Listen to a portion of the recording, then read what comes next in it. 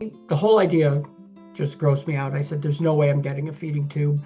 I'm not having that. I was determined that whatever happens, I'll get food down.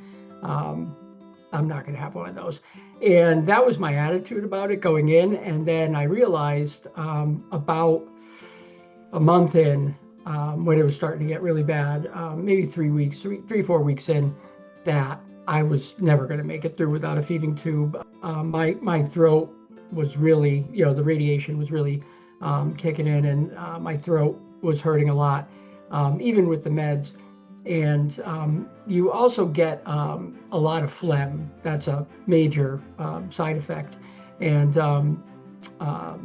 I used a suction tube throughout, because you just have so much phlegm you're producing. So that makes it really difficult to eat. In addition to the pain and the nausea, it's just really tough to try to get things down. I could barely even swallow. I could drink water. I got to a point where even pills were getting kind of tough. So I realized I needed to have a tube. The thing that I wish about that was that I wasn't so resistant to it initially, because it really didn't end up being that big a deal. I was used to it so quickly.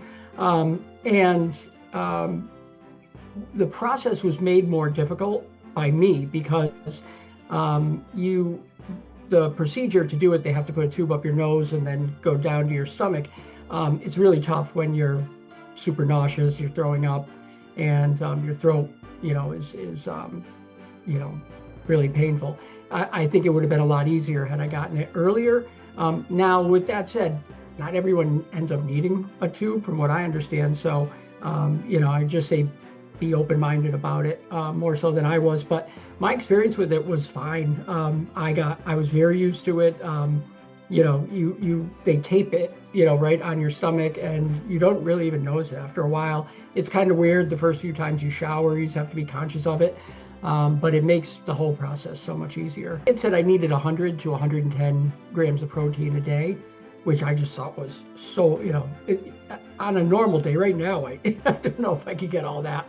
That was a lot, but it's a lot easier when you have the tube, because they give you the solution that is high in protein, and definitely helps get you through. When I got to the point where I realized I needed it, they just have, I don't know what I would call it, it's just a section in the hospital, like a clinic, and the doctors who specialize in it. And it took us a few tries, because like I said, I was in an advanced stage.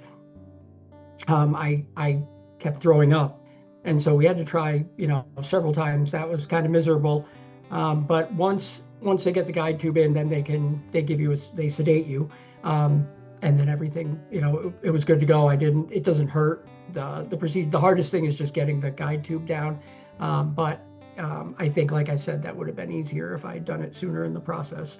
Listen to everything that they tell you, and ask a lot of questions. Get all the instructions you can, because I went home that weekend, and I thought that I had a problem, because there were 3 or 4 metal rings that were on the tube, like where the tube connects to your stomach. There's like a flat plastic part, and one of the rings fell off, and I was like, oh, that's not good. So I didn't know what to do, because it was the weekend, and I ended up going to the emergency room just to have it checked out.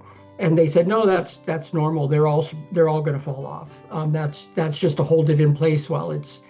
And whatever it was, I didn't I missed that part.